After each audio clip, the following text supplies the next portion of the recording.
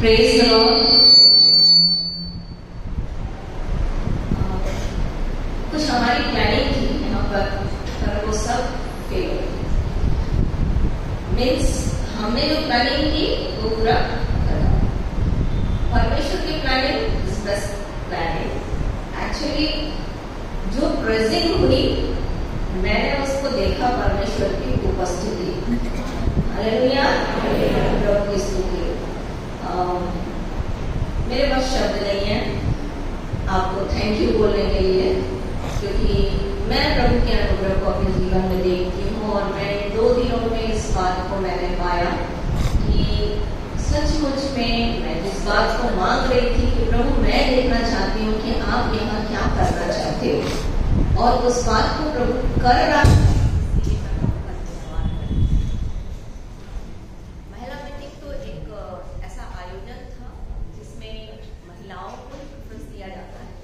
कल जैसे मैंने आपको बताया कि परमेश्वर ने स्त्री को बनाया पुरुष के पूरक होने के लिए। जो चीज पुरुष नहीं कर सकता उसको कॉम्प्लीमेंट्री, उसको पूरा करने के लिए परमेश्वर ने किसको बनाया? स्त्री को बनाया। पर कल जब मैंने देखा, पर वास्तव में ये सच्चाई है कि जो कमेटी मेंबर्स हैं वो आकर के सबसे पहले सब काम करने लगे, सिस्टर्स लोगों की मदद करने लगे। तो जब तक वो नहीं करते तो ये शायद पूरा नहीं होता। इसलिए मैं केवल महिलाओं को ही धन्यवाद नहीं दूंगी, महिला मीटिंग की कमेटी मेंबर्स लोगों को धन्यवाद नहीं दूंगी, पर ब्रदर्स लोगों को भी धन्यवाद दूंगी, क्योंकि उनके सहयोग के बिना ये संभव नहीं हो पाता। सो आप सबका धन्यवाद कि आपने ये सुंदर अवसर दिया कि मैं प्रभु की महिमा को इस स्थान पर देख पाई। और विशेष रूप से ये ब्रदर को और उनकी पत्नी को विशेष रूप से धन्यवाद देना चाहूंगी कि उन्होंने मुझे ये मौका दिया कि मैं यहाँ आ पाई। शेखर भैया के साथ आई थी और शेखर भैया ने हम लोगों को वचन में बढ़ाया, यहाँ तक पहुँचाया। और कल जब मैंने देखा कि वचन की चर्चा जो हो रही थी और जिस तरह से बहनों ने प्रेजेंट किया परमेश्वर के वचन की महिमा को, तो मैंने देखा कि जो सिखाया गया वो व्यर्थ नहीं गया। और परमेश्वर का वचन बोलता है कि कल बहन पढ़ रही थी, इस बात को बोल रही थी कि जैसे वर्षा भूमि पर पड़कर यूं ही वापस लौट नहीं जाती, परंतु बोने वाले को बीज और खाने वाले को रोटी देती है। और जिस काम के लिए परमेश्वर ने उसे भेजा है उसे क्या करता है? वो पूरा करता है और उसके कार्य को सफल करता है। भजन से यशायाह की किताब उसका 55 अध्याय 10 और 11 पर वहां पर इसी प्रकार से लिखा है, आप देख लीजिएगा। और मैं भाई और बहन को खड़ा करना चाहूंगी 1 सेकंड के लिए, ब्रदर गिरी और सिस्टर गिरी को, और हम सब मिलकर के, क्योंकि ऐसे अगुए अगर आपको मिले कलीसिया तो आप और ऊंचाइयों तक जा सकते हो। ऊंचाई इन द सेंस परमेश्वर के प्रेजेंस में आप और भी बढ़ सकते हो। और ऐसे भाई और बहन आपको प्रभु ने दिए हैं जिसके द्वारा आपको पुश करते हैं, पुश इन द सेंस आपको एनकरेज करते हैं कि आप प्रभु की उपस्थिति में और बढ़ो और बढ़ो और बढ़ो। तो हम लोग सब मिलकर के 1 सेकंड आप खड़े हो जाइए आदर के साथ और भाई और बहन की ओर हाथ बढ़ाइए और हम लोग प्रार्थना करेंगे। मैं और कुछ तो देकर नहीं जा सकती, इतना कह सकती हूँ कि प्रभु इनको आशीषित करे। इसलिए हम लोग सब भाई और बहन आप सामने आ जाइए। मैं सोच रही थी कि बहन के पैर में इतना प्रॉब्लम है, कैसे इतना लंबे समय तक खड़े होगी और फिर प्रार्थना करेगी कि प्रभु सारी चीजें आपके नियंत्रण में हो। तो प्रभु का धन्यवाद हो कि प्रभु ने ऐसे भाई और बहन आपके बीच में रखे हैं जिन्होंने आपको यहाँ तक पहुंचाया। और मैं जानती हूँ कि प्रभु आगे तक भी आपको क्या करेंगे? द्वितीय आगमन तक आपको पहुंचाने में मदद करेंगे। सो प्रभु इनको लंबी आयु दे और प्रभु बहुतायत के साथ कलीसिया में इस्तेमाल करें। आइए इनकी ओर हाथ बढ़ाइए, इनकी ओर हाथ बढ़ाइए, इनको अपन आशीष देते हैं यीशु के नाम में। प्रभु हम इस परिवार को आशीषित करते हैं। भाई और बहन के लिए हम आपका धन्यवाद करते हैं। राजा इतना अच्छा अनुभव आपने मुझे दिया, इसलिए मैं आपका धन्यवाद करती हूँ। ऐसे अगुओं के द्वारा हम सीखते हैं, आपने ऐसे अगुए दिए प्रभु, इसलिए आपका धन्यवाद। इस परिवार को यीशु के नाम में आशीषित करती हूँ। आपके अनुग्रह को बोलती हूँ, आपके मुख के प्रकाश को बोलती हूँ, आपका मुख इनके ओर बना रहे, आपके दूतों की रक्षा इनके जीवन में की जाए और आपकी शांति, आपकी द्वितीय आगमन तक इनके साथ बनी रहे और बढ़ती जाए। प्रभु इनके परिवार के एक सदस्य को आशीर्वाद करें, आपके अद्भुत अनुग्रह में चलने पाए, ऐसा अनुग्रह चाहते हैं यीशु के नाम में। आमीन, आमीन, आमीन। Thank you sister.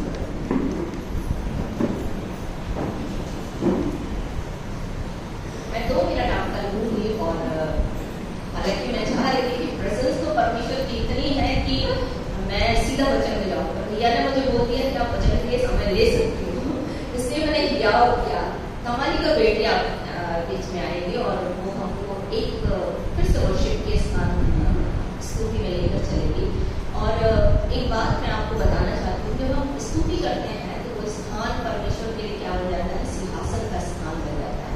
और जब परमेश्वर, जैसे कल मैं बता रही थी, भजन संहिता उसका 22 अध्याय 3 पर, भजन संहिता उसका 22 अध्याय 3 पर वहां पर बोलते हैं कि हे तू जो इस्राएल के स्तुति के सिंहासन पर विराजमान है, तू तो पवित्र है। तो हमारा प्रभु पवित्र प्रभु है और वो जब हम स्तुति करते हैं, स्तुति मतलब समझते हैं आप लोग ना, वो कौन है, उसने क्या किया, वो क्या कर रहा है, वो क्या करेगा और वो कैसा है, इस बात को बोलना ही क्या है, स्तुति, तारीफ करना। सो मैं अवसर दूंगी बेटी तमेलिका को। आप लोग इतना मिष्टी खाते हैं ना कि आप लोगों का जो शब्द है, जो आपकी जो उच्चारण है वो इतना मीठा हो जाता है। तो मैंने सोचा कि आप लोग इतना मीठा कैसे गा सकते हैं वो कारण ये है कि आप लोग बहुत मिष्टी खाते हैं।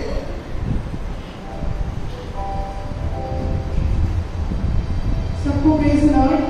आइए थोड़ी देर पहले हम जो वर्शिप टीम है चर्च के, उन्होंने हमें वर्शिप में लेके गए, परमेश्वर की उपस्थिति में लेके गए और उसको बरकरार रखते हुए हम फिर से अपने दिलों को खोले, अपने दिलों को खोल कर रखें और इस प्रार्थना के गीत को हम परमेश्वर के पास, परमेश्वर के चरणों में हम सौंपे। जैसे आंटी अभी भी बता रही थी वचन से कि हमारी स्तुति परमेश्वर के पास एक सिंहासन की तरफ है, सिंहासन की तरह है। उस सिंहासन को और उज्जवल करते हैं अपने दिलों से, अपने दिल को खोल के रखें और अपने दिलों को तैयार करें परमेश्वर की वचन के लिए।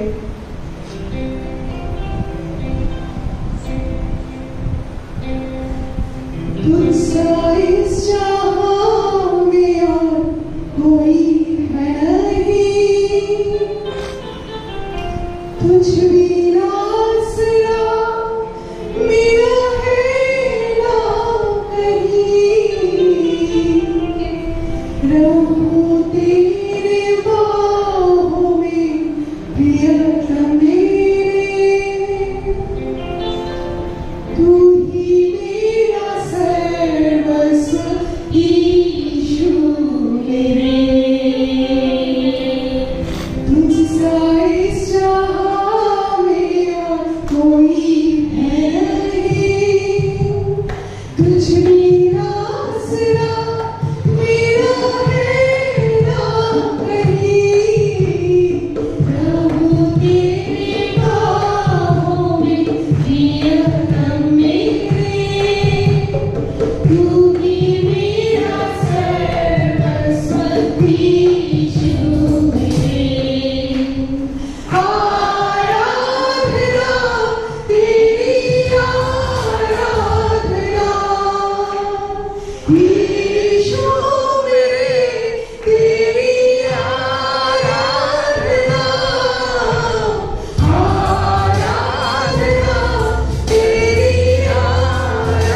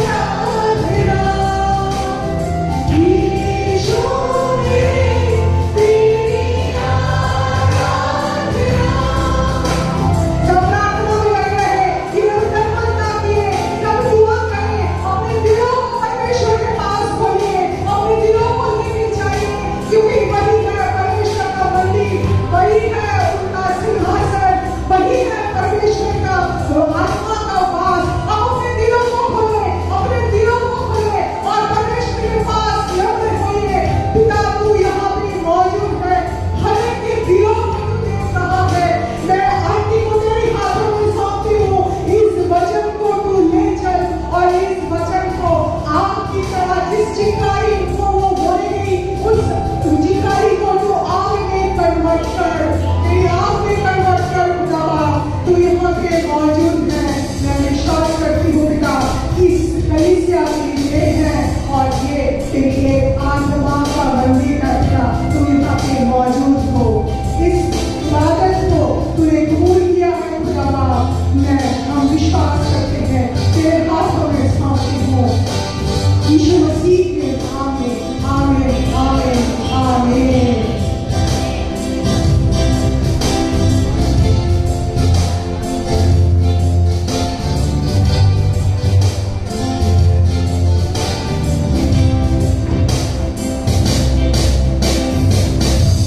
प्रभु की उपस्थिति के लिए प्रभु का धन्यवाद हो।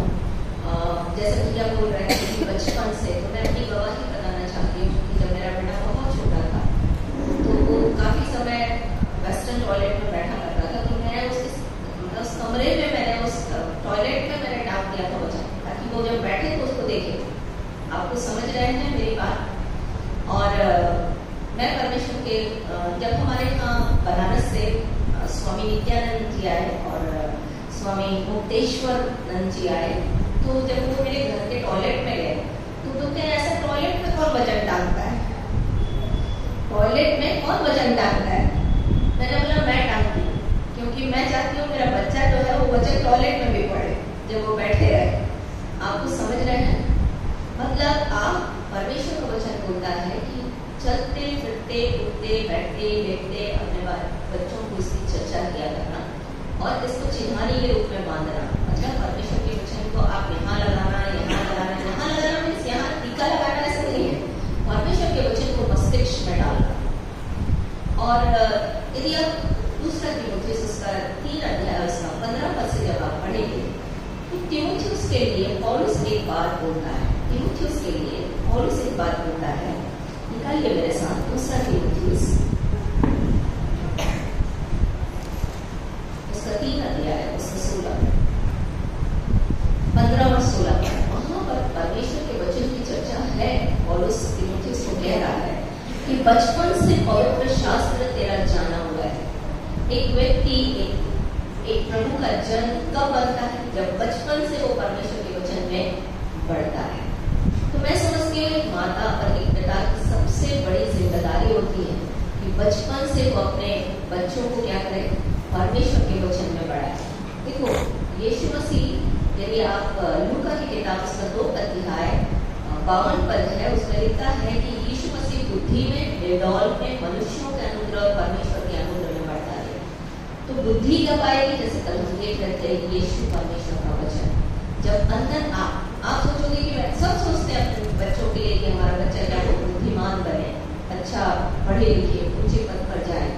पर मैं आपको बताना चाहती हूँ कि जब तक प्रभु यीशु मसीह की बुद्धि एक बच्चे के अंदर नहीं आएगी ना, तब तक वो बच्चा, जैसा परमेश्वर चाहता है कि बुद्धि में, निर्दौल में, मनुष्यों के अनुग्रह 4 ग्रोथ होना चाहिए। मतलब सोशल भी बढ़ेगा और स्पिरिचुअल भी बढ़ेगा, दोनों तरह से पवित्र आत्मा और बच्चे की अगुवाई करेगा। इसलिए बहुत महत्वपूर्ण है कि आप अपने बच्चों को संडे स्कूल में भेजिए, क्योंकि जब तक संडे स्कूल में बच्चे परमेश्वर के वचन में नहीं सीखेंगे, पढ़ेंगे नहीं, तब तक वो बच्चे आगे एक अच्छी नींव के साथ एक अच्छा मजबूत खंभा परमेश्वर का, कलीसिया का नहीं बन सकते। तो यदि आप सांसारिक आवश्यकताओं को बच्चों की पूरा करना चाहते हैं तो मैं रिक्वेस्ट करूंगी आपसे कि आप आत्मिक बातों में भी बच्चों को क्या करें?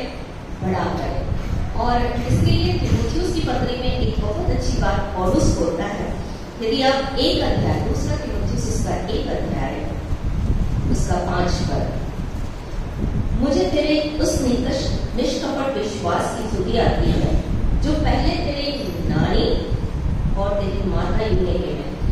मतलब नानी भी प्रभु में थी, परमेश्वर के वचन में पढ़ रही थी, और उसकी माता भी परमेश्वर के वचन में पढ़ रही थी, और इस कारण तीमुथियुस जो है वो परमेश्वर के वचन में पढ़ता गया। सो आप इस विषय को सचमुच में सीरियसली लें कि आप अपने बच्चों को संडे स्कूल में भेजें, परमेश्वर के वचन में पढ़ाएं, घर में आप अपने बच्चों को परमेश्वर के वचन को सिखा दें। मैं अपने बेटे को कभी स्कूल बाइबल पढ़े बिना नहीं जाने देती, और वो आपको ये हंसी का बांटने लगेगा, पर ये सच्चाई है जो मैंने अपने बेटे के साथ की। मैं उसको बिना, उसकी ऐसी रूटीन, ऐसा आदत मैंने डाल दिया उसके अंदर कि वो बिना वचन पढ़े कुछ काम नहीं करता। तो सबसे पहले वो वचन पढ़ता था, शायद उसको उठने के बाद ससुर पॉटी आए, तब भी वो बेचारा सबसे पहले वचन पढ़ के ही वो वहां जाता। और ये उसके रूटीन में आ गया, उसके जीवन की दिनचर्या बन गई। आज भी आप देखोगे तो मेरा बेटा बिना वचन पढ़े कुछ भी काम नहीं करता। मैं इसमें बढ़ाई नहीं बोलती, मैं अपनी बढ़ाई नहीं कर रही हूँ, मैं प्रभु के नाम पर घमंड करती हूँ कि प्रभु ने मुझे ऐसा बुद्धि दिया कि मैं उस काम को कर पाई। जब मेरा बेटा MBA कर रहा था, तो MBA करने के समय में कोविड का समय था, तो वो साउथ कोरिया से आया, उसके बाद वो MBA करने का डिसीजन लिया। जब MBA करने लगा तो कोविड का समय था, MBA उसके 2 साल मेरे घर में बीते। तो जब वो जाता था, क्योंकि वो ऊपर कमरे में रहता है, तो जब ये जाते थे देखने के लिए छुट्टी के समय, जब ये आते थे, ये सिपत में थे वो दिन, तो बोलते थे तुम्हारे बेटा का कुछ नहीं हो सकता, क्योंकि तुम्हारा बेटा बस जब जाओ केवल बाइबल पढ़ते रहता है। वो MBA का पढ़ाई क्या करेगा, वो केवल बाइबल पढ़ते रहता है। और इस समय ऐसा हुआ कि लॉन्ग स्टोरी को शॉर्ट करते हुए मैं आपको बताऊं, तो यूनिवर्सिटी टॉप किया। हालेलुया, प्रभु की स्तुति हो कि उसने यूनिवर्सिटी टॉप किया, जो बच्चा बाइबल पढ़ रहा था। और यूनिवर्सिटी टॉप करने के बाद आज भी जब नया सेशन शुरू होता है, क्राइस्ट यूनिवर्सिटी बैंगलोर, जब नया सेशन चालू होता है, तो मेरे बेटे को इनवाइट किया जाता है कि वहां पर नए बच्चे जो आ रहे हैं उनको कम से कम अपनी गवाही दे करके यहाँ आगे बढ़ाए। और ये परमेश्वर का अनुग्रह ही है जो उसके जीवन में परमेश्वर ने किया है। और ये शुरुआत हुई कब से, बचपन से। यदि आप अपने बच्चे को ऊंचाई पर देखना चाहते हैं, यदि आप अपने बच्चे को सब चारों तरह से बढ़ते हुए देखना चाहते हैं, तो आप अपने बच्चे को वचन में जरूर बढ़ाइए। और जब तक आप वचन में नहीं बढ़ाएंगे, संसारिक खुशी आप दे सकते हो, बहुत दे सकते हो, और वो उसके जीवन के लिए क्या कब तक होगी, 60 साल, 70 साल, 120 साल, पर ये जो जीवन आप दोगे वो एटर्नल लाइफ का होगा। इसलिए आप इस विषय में जरूर सीरियस हो जाइए। तो अपने बच्चों को जब आप बड़ा करते हैं तो परमेश्वर के वचन में महत्व देना सिखाइए उसको। आज के दिन मैं आपको परमेश्वर के वचन के बारे में ही बताऊंगी। मुझे बहुत आनंद है कि जब मैं यहाँ आई और आपको परमेश्वर के वचन के प्रति इतना जलस होते हुए देखा, जब इतना जलन है आप लोगों के पास परमेश्वर के वचन को सीखने की, तो ये मेरे लिए बहुत खुशी की बात है कि क्योंकि मैं भी उसी तरह की हूँ। तो जब मैं भी उस तरह की हूँ, आप उस तरह की, तो दोनों की दोस्ती अच्छे से हो जाती है। तो प्रकाशित वाक्य उसका 1 अध्याय 3 का मैं कुछ बहुत महत्वपूर्ण बात आपको बताना चाहती हूँ। प्रकाशित वाक्य उसका 1 अध्याय उसका 3 पद NIV बोलता है, न्यू इंटरनेशनल जो वर्जन है उस बात को बोलता है, Blessed is the one who read aloud the word of the prophecy, and blessed are those who hear it and take to heart what is written in it, because the time is near. धन्य है वो मनुष्य या वो व्यक्ति जो परमेश्वर के वचन को ऊंचे शब्द से बोलता है और वो जो सुनता है। आप आज अगर परमेश्वर के वचन को सुन रहे हो ना, तो आप ब्लेसेड का मतलब समझते हैं, धन्य व्यक्ति। धन्य का मतलब होता है ऐसी आशीष जिसको दूसरों को देख करके जलन हो जाए। जलन मतलब ये नहीं ईर्ष्या, ये ईर्ष्या नहीं गलत तरीके से, ये कि उसके जैसा मैं भी बन जाऊं, जो चीज उसके पास है वो मेरे पास भी आ जाए। तो परमेश्वर उसको इतना आशीषित करेगा जो परमेश्वर के वचन को सुनता है, परमेश्वर के वचन को बोलता है जोर से, और परमेश्वर के वचन को हृदय में क्या करता है, रखता है। ऐसा नहीं है यहाँ पर। अगर आप हमारा हिंदी वर्जन पढ़ोगे तो उसमें होता है, धन्य वे जो इस भविष्यवाणी की पुस्तक को पढ़ता सुनता और इसमें लिखी हुई बातों को मानता है, क्योंकि समय नहीं बैठे। तो यदि इसको आप डीपली स्टडी करोगे तो NIV बोलता है कि हर वो व्यक्ति ब्लेसेड है जो परमेश्वर के वचन को जोर से बोलता है।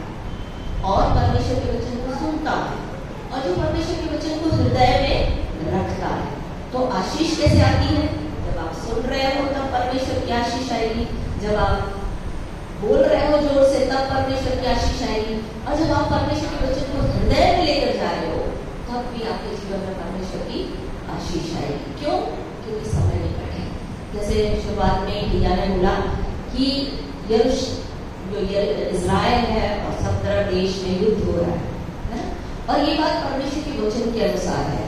यदि आप लूका की किताब उसका 21 अध्याय 20 वचन पढ़िए, लूका की किताब उसका 20 अध्याय 21 अध्याय उसका 20 वचन, इसको थोड़ा मुझे ऊंचा कर देंगे क्या प्लीज, मुझे सुनना पड़ रहा है। लूका की किताब उसका 21 अध्याय 20 वचन पढ़िए। यदि आपके पास माइक हो तो पढ़ लीजिए, क्योंकि मैं जब तुम यरूशलेम को सेनाओं से घिरा हुआ देखो तो जान लेना कि उसका उजड़ जाना निकट है।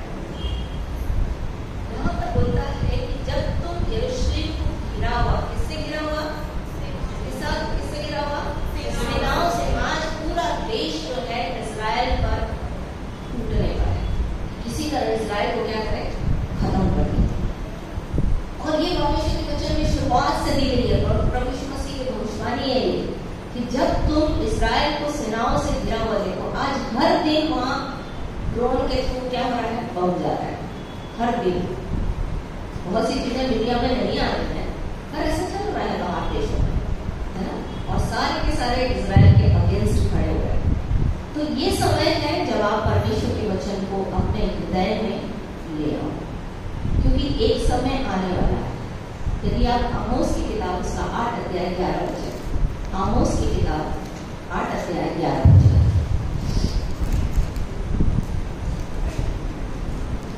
यदि आपके पास आमोस की किताब 8 अध्याय 11 और 12।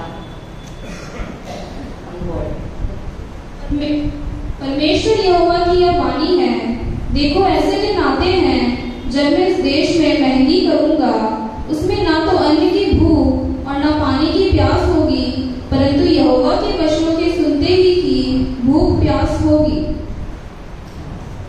लोग यहोवा के वचन की खोज में समुद्र से समुद्र तक और उत्तर से पूरब तक मारे मारे फिरेंगे, परंतु उसको ना पाएंगे। क्या बोल रहा है? अन्न की भूख नहीं होगी, पानी की प्यास नहीं होगी। किसकी प्यास होगी? किसकी प्यास होगी? परमेश्वर के वचन की सुनने की प्यास होगी। आज जो हमको इतना इजीली प्रोवाइड हो रहा है, एक समय आएगा जब आपको ये नहीं मिलेगा, आप खोजने पर भी इसको नहीं पाओगे। और परमेश्वर का वचन बता रहा है कि समुद्र से समुद्र तक लोग ढूंढेंगे, पर वो मिलेगा नहीं। क्यों नहीं मिलेगा? क्योंकि वो समय खत्म हो चुका रहेगा, वो अनुग्रह का काल खत्म हो जाएगा।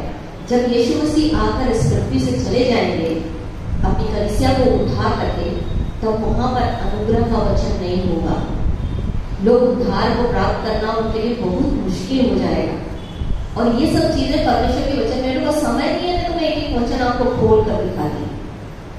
ये जो आपको आज समय मिला है ये बहुत बहुमूल्य है, और जो ये लोग आए हुए हैं इनको चुनकर प्रभु अपने समीप आने दिया है कि आप इस बात को ले सको। ये आपके जीवन में एक बहुत महत्वपूर्ण अपॉर्चुनिटी है जो परमेश्वर की ओर से आपके पास आई है, कि आप परमेश्वर के वचन को सुन रहे हैं, परमेश्वर के वचन को पढ़ रहे हैं। आपके पास घर में बहुत टाइम होगा, पर आप उस टाइम को कितना यूटिलाइज कर रहे हो? कितना यूटिलाइज कर रहे हो?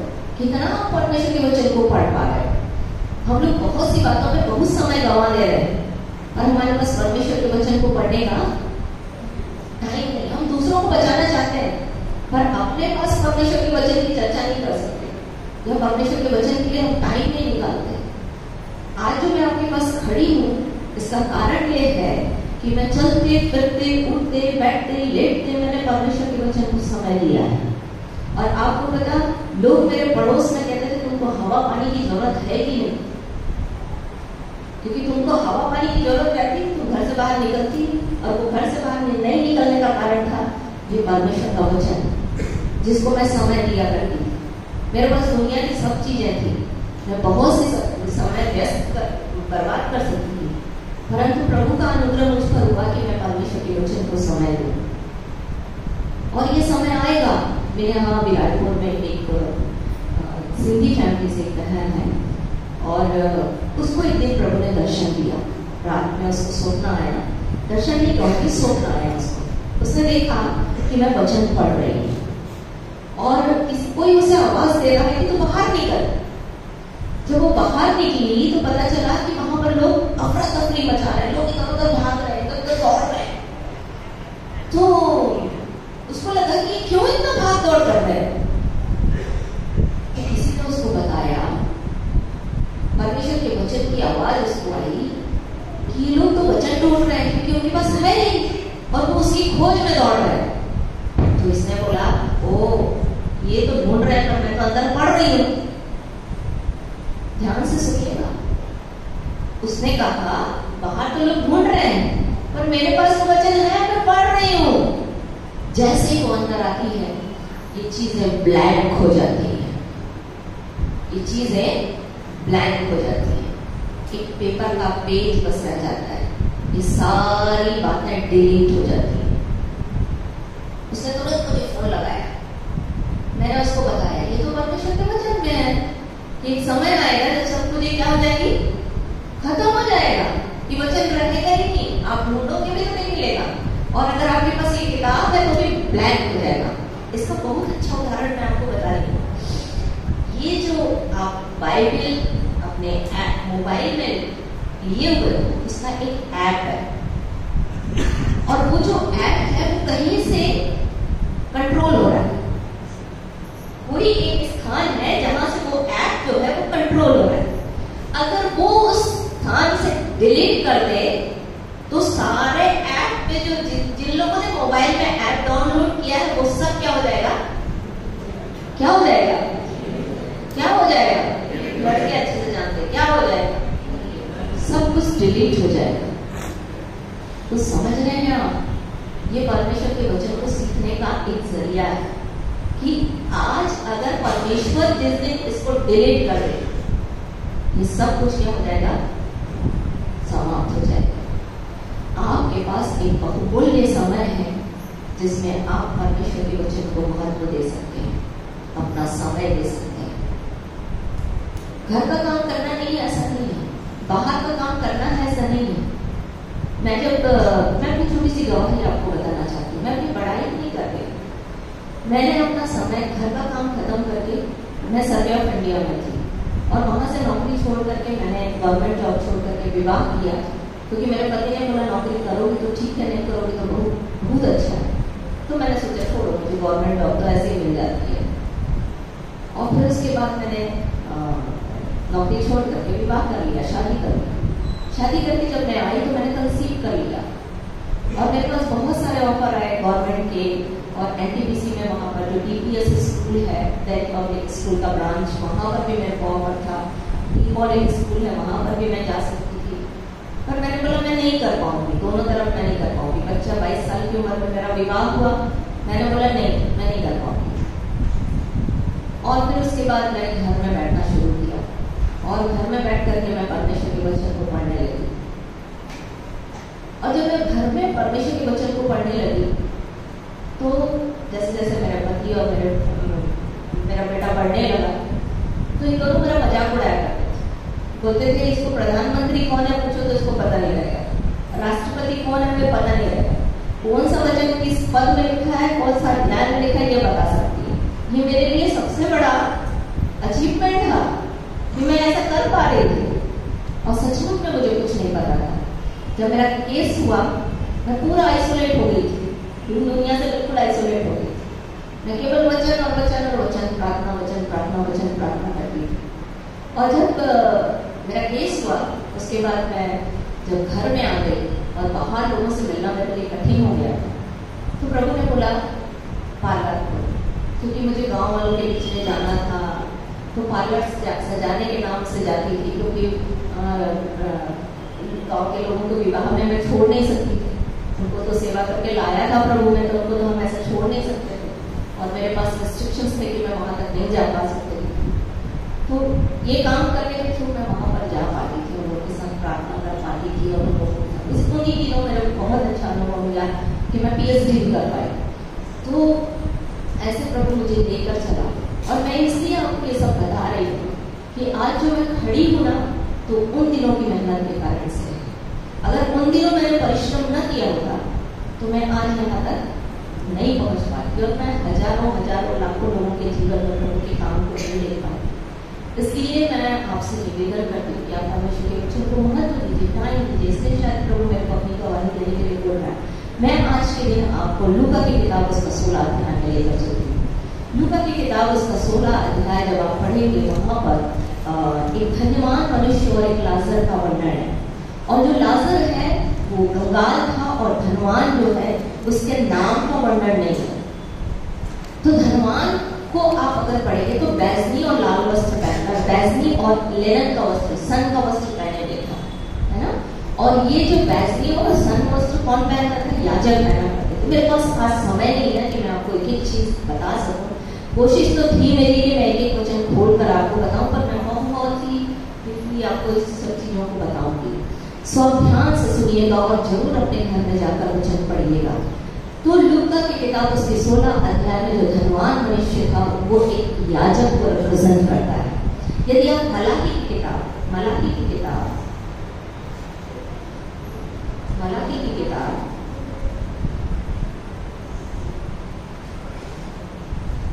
उसका 3 अध्याय उसका 7 वचन, सॉरी 2 अध्याय उसका 7 वचन, 6 और 7 वचन, 6 and 7। उसको मेरी सच्ची व्यवस्था कंठस्थ थी और उसके मुंह से कुटिल बात ना निकलती थी। वह शांति और सिधाई से मेरे संग संग चलता था और बहुतों को अधर्म से लौटा ले आया था।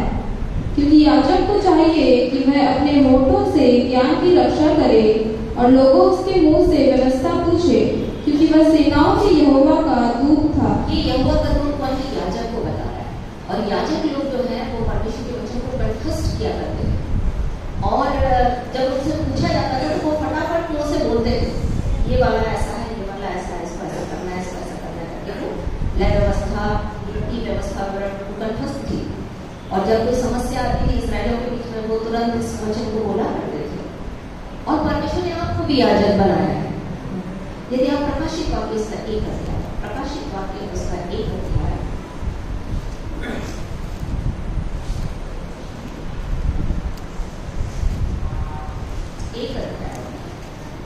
इसका 6 पद।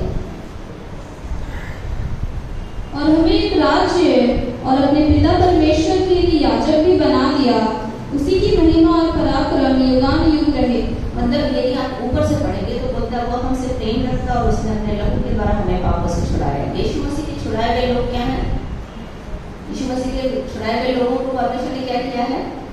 वहां पर राज्य लिखा है, उसको आप सही कर लीजिएगा, क्योंकि इंग्लिश में बोलता है उसको किंग, राजा और याजक बनाया है प्रभु ने।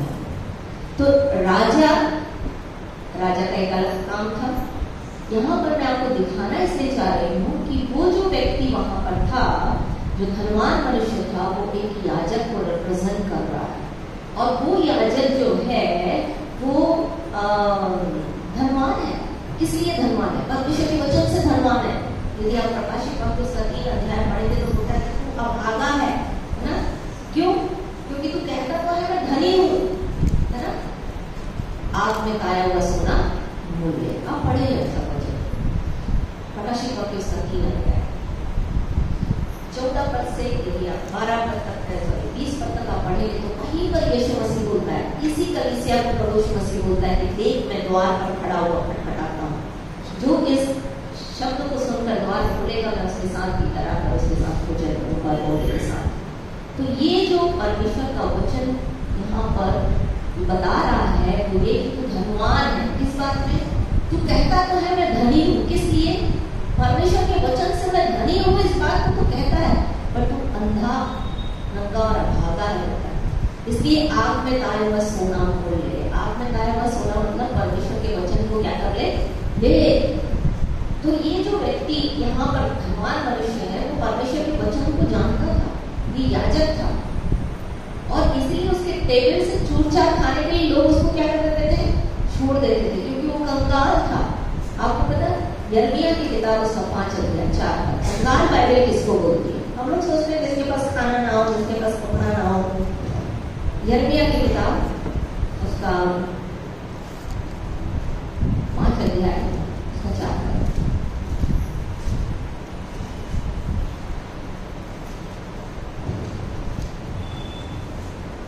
फिर मैंने सोचा, ये लोग तो कंगाल और अबोध ही है, क्योंकि ये यहोवा का मार्ग और अपने परमेश्वर का नियम नहीं जानते। कौन अबोध और कंगाल है? जो परमेश्वर के वचन का मार्ग और नियम नहीं जानते। तो वहां पर जो व्यक्ति था उसको परमेश्वर का वचन नहीं मिल रहा था, तो उसको याजक की टेबल के पास छोड़ दिया जाता था ताकि वो टुकड़ा बटोरे।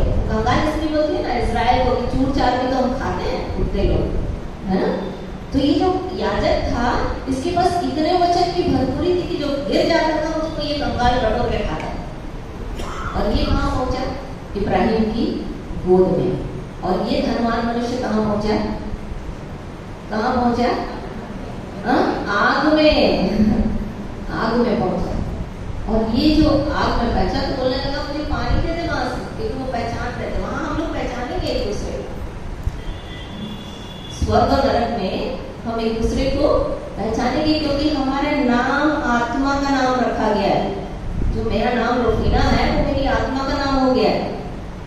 समझ रहे हैं? क्योंकि जब एक व्यक्ति की डेड बॉडी पड़ी रहती है तो उसको बोलते हैं, जैसे मान लो मैं अगर मर गई तो क्या होगा? आप मेरे को देखने आओगे तो बोलेंगे रोफीना तो चली गई, उसकी डेड बॉडी तो वहीं पड़ी रहेगी। तो क्या बोलेंगे? रोफीना तो चली गई। तो रोफीना किसका नाम है? मेरी आत्मा का नाम। इसलिए हम लोग वहां एक दूसरे को क्या करेंगे? पहचानेंगे। तो लाजर को देख करके वहां पर इंग्लिश में बोलता है, अब्राहम की गोद में भी एक वर्जन में अब्राहम की गोद बोलता है, एक वर्जन में अब्राहम के साइड में बोलता है। तो लाजर जो है वहां बैठा है, इब्राहिम धनवान मनुष्य यहाँ बैठा है, कहाँ? आग में तड़प रहा है और पानी की एक बूंद के लिए तरस रहा है। और प्रभु का वचन बताता है कि बोलता है कि तू यहाँ से भेज मेरे लिए पानी के लिए लाजर को। तो नहीं, हम दोनों के बीच में खाई है, हम नहीं आ सकते एक दूसरे के पास। तो क्या होगा? बोला तुम्हारे पास व्यवस्था की पुस्तक तो है, उसी को पढ़ के जान ले। बोलता नहीं नहीं नहीं नहीं, कोई मरा हुआ यहाँ से जाएगा ना तो हम लोग जान लेंगे। परमेश्वर वहां पर प्रभु यीशु मसीह बोलते हैं कि कोई मरा हुआ में से भी जाएगा ना तो भी वो नहीं मानेंगे। इसलिए क्या कर? व्यवस्था की पुस्तक को पढ़ो। तो व्यवस्था की पुस्तक ही एक व्यक्ति को वहां तक पहुंचाने की एक मार्ग है। ये जो परमेश्वर का वचन है ना आपके लिए, ये आपको स्वर्ग तक पहुंचाने का, इब्राहिम की गोद में जाने का एक रास्ता है। और इसीलिए मैं आपको थोड़ा सा, मेरे पास 15 मिनट है, 15 मिनट में मैं आपको बताना चाहूंगी कि कैसे यहोशू जो है, यहोशू की किताब इसका 2 अध्याय, यहोशू की किताब इसका 2 अध्याय,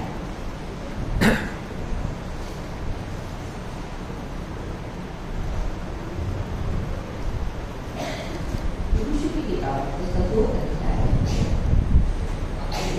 यहाँ पर इस्राएल जो है वो कनान देश जाने के लिए निकलता है। एक ऐसा स्थान जहाँ पर शित्तीम हो, वहां आगे भी जाता है। मेरे पास एक चीजों का समय नहीं है। शित्तीम जो है वो स्थान था जहाँ पर परमेश्वर सींचेगा, फिर से जमीन को सींचेगा।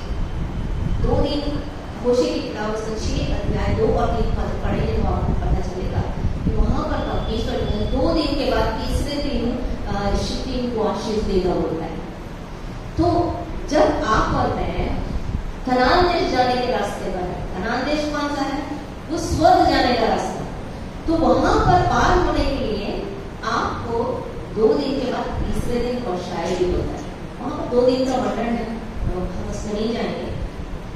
मैं मुख्य चीज आपको बताना चाहती हूँ। यदि आप उसका 4 पद पढ़िए, उस स्त्री ने दोनों पुरुषों को छिपा नहीं बेटा, यहोशू की किताब उसका 3 अध्याय 3 और 4 2 से पढ़िए। यहोशू की किताब उसका 3 अध्याय 2, 3, 4। और 3 दिन के बाद सरदारों ने छावनी के बीच जाकर प्रजा के लोगों को यह आज्ञा दी, जब तुमको अपने परमेश्वर यहोवा की वाचा का संदूक और उसे उठाए हुए लेवी याजक भी देख पड़े, तब अपने स्थान से कूच करके उसके पीछे पीछे चलना। परंतु उसके और तुम्हारे बीच में 2000 हाथ के लगभग अंतर रहे।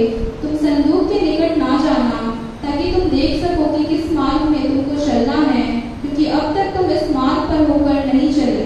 क्या बोल रहा है यहाँ पर? शित्तीम से कूच करना, यरदन में जाना। यरदन का मतलब होता है गो डाउन, है ना? गो डाउन मतलब नीचे की ओर निकल के ऊपर की ओर जाना।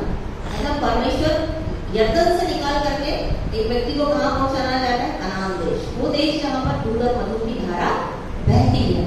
तो यहाँ ले जाने के लिए इनको यरदन से पार होकर जाना पड़ा। और यरदन जो है वहां पर आप देखोगे कि हाथ उठाने से काम नहीं चला। जब आप लाल समुद्र पार कर रहे थे, मिस्री लोग, इजरायली लोग, तो वहां पर उन लोगों ने हाथ उठाया और परमेश्वर की भुजा का हम देख रहे थे, उनको अगुवाई करके लाल समुद्र 2 भाग हो गया, वो चल पड़े। पर ये स्थान जब कनान देश जाने की बारी आई तो बिना वचन के वो, क्योंकि वहां पर अब परमेश्वर की व्यवस्था आ चुकी थी और परमेश्वर ने उनको व्यवस्था दे दी थी, और बिना व्यवस्था के वो वहां से पार नहीं हो जा सकते। तो वाचा का संदूक याजक लोग लेकर गए, नदी पर खड़ा किया, और उनका अंतर 2000 हाथ बोलता है।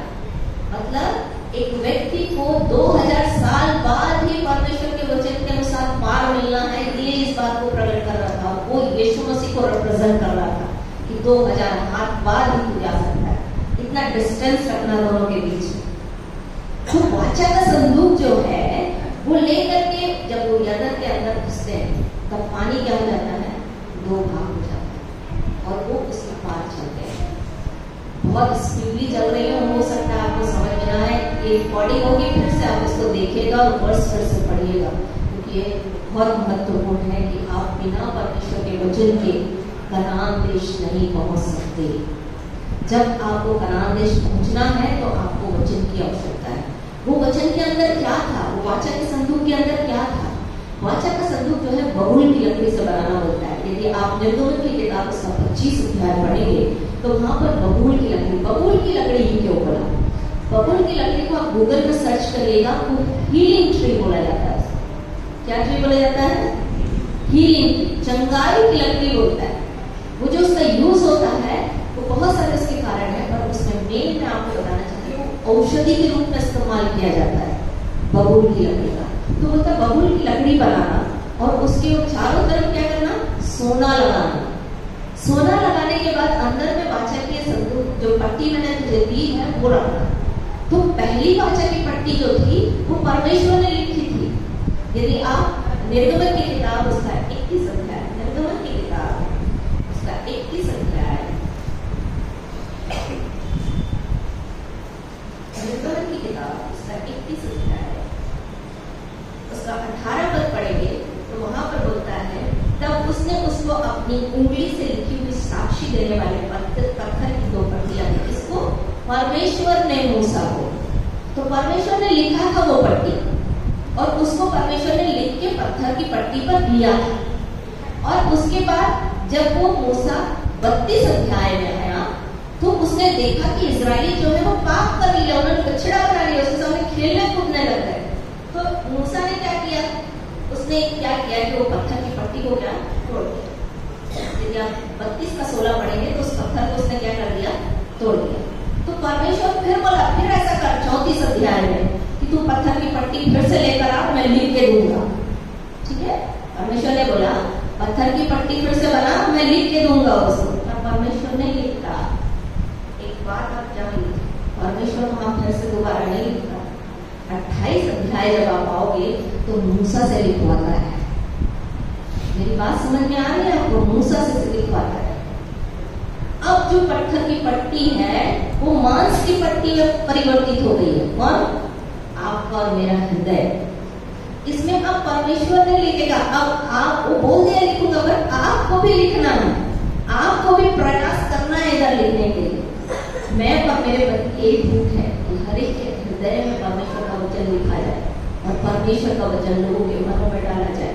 यदि आप इब्रानियों की पुस्तक उसका 8 अध्याय 10 और 11 पद पढ़ेंगे तो वहां पर बोलता है कि परमेश्वर ने मैं उन दिनों एक नई वाचा मानूंगा और मैं अपने वचन को उनके हृदय में लिखूंगा और उनके मनों में डालूंगा।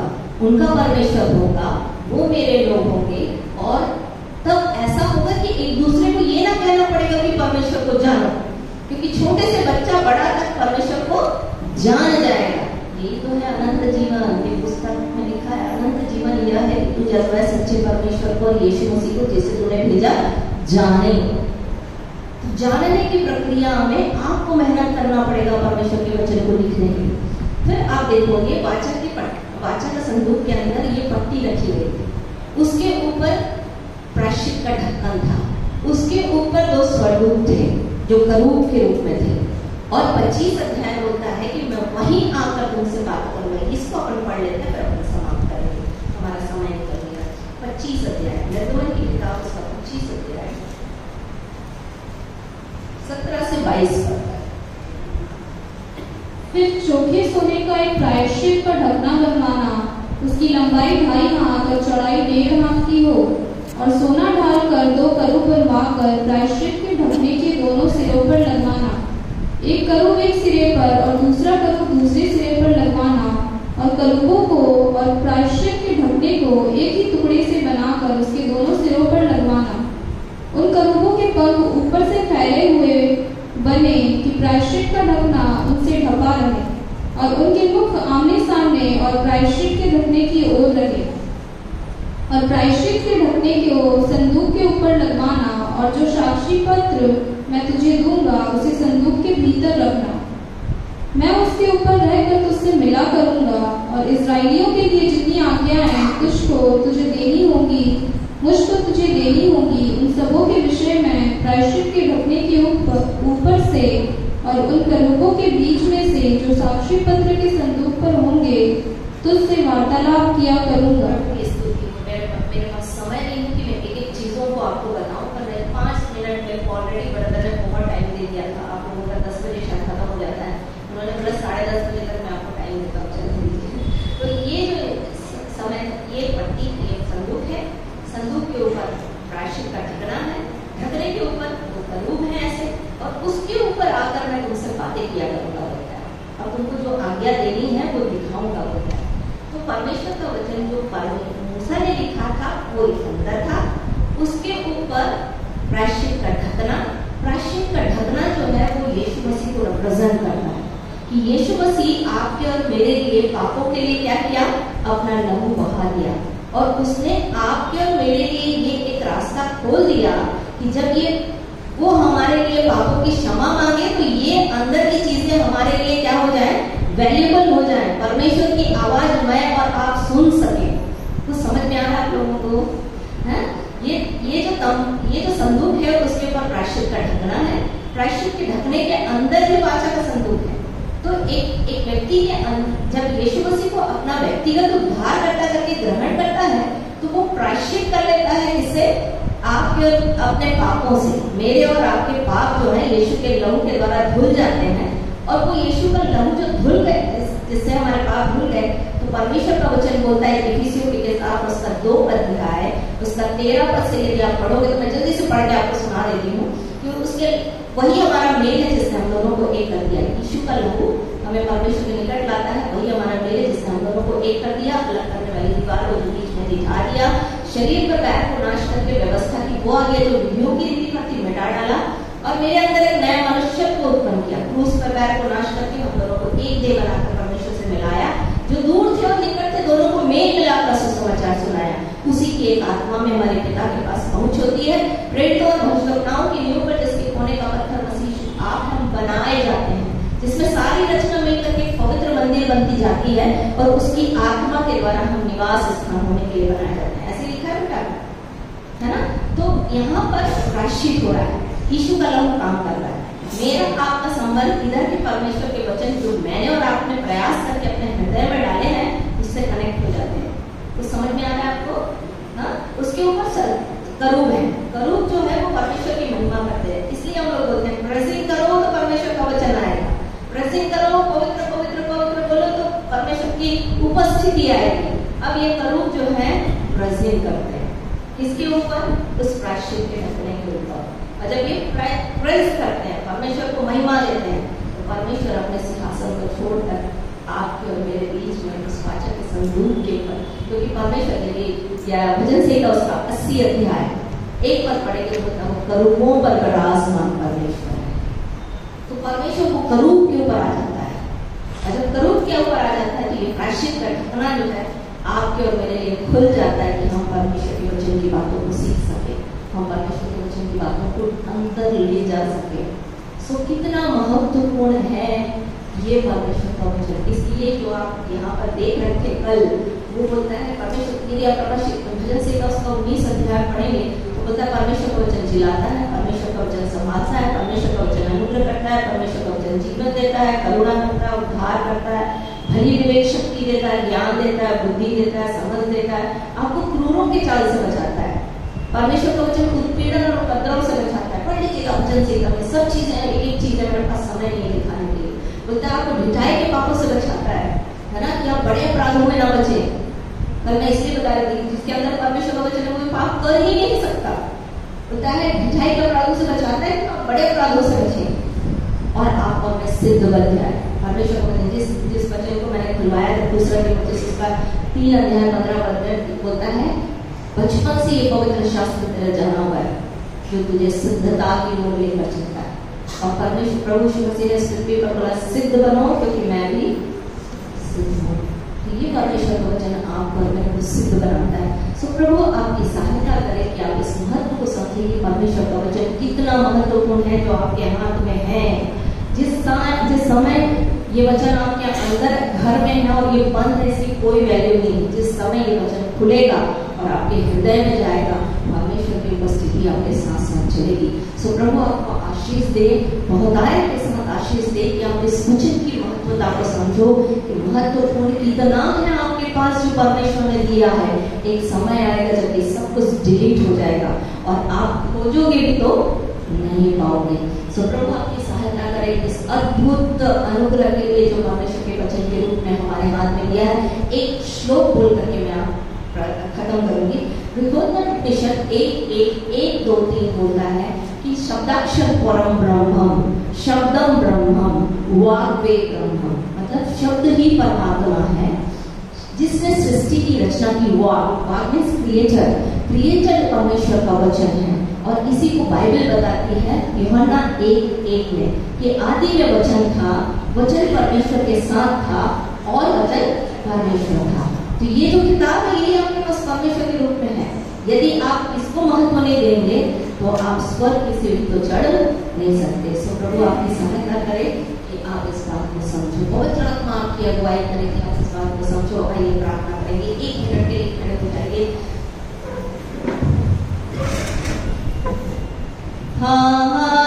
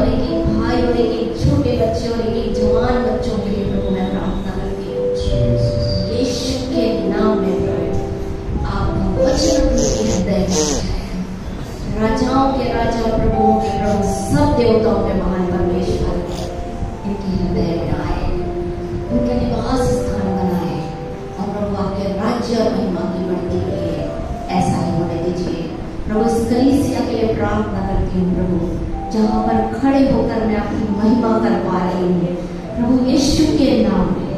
आने वाले समय में ये कलीसिया इतनी बढ़ जाए प्रभु यहाँ इतने लोग आपके प्रेम को जानते हैं प्रभु ये स्थान छोटा पड़ जाए जैसे आपने कल दिखाया प्रभु वैसे ही वास्तविकता में हमेशा के लिए ये कलीसिया प्रभु बढ़ती और बढ़ती चली जाए। इस स्थान के लिए प्रार्थना करते हैं प्रभु यीशु के नाम में। पवित्र आत्मा इस स्थान के बलवंत को मैं पुनरुत्थित और विजय यीशु के नाम में बांधती हूँ और आपके उद्धार सामर्थ राज्य और मसीह के अधिकार को पुनरुत्थित और विजय यीशु के नाम में खड़गपुर के लिए खोल देती हूँ प्रभु। अपने राज्य महिमा के इस पूरे वेस्ट बंगाल में प्रभु एक बड़ी दया को देखना चाहते हैं एक बड़ी विदाई को देखना चाहते हैं ये खड़गपुर के द्वारा होगा प्रभु इसलिए मैं आपका धन्यवाद करती हूँ यीशु के नाम में मांगती हूँ आमीन आमीन आमीन।